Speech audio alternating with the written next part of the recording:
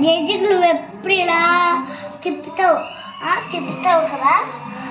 మన నీళ్ళు ఇలా దల్లుతావు కదా అలాగ అందుకే మన నీళ్ళు ఇలా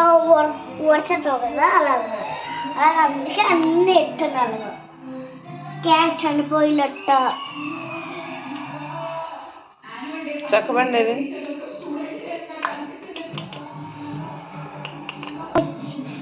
బియ్యం మల్ల అల్లం మల్ల జేజీకి వేటి ఫ్రూట్స్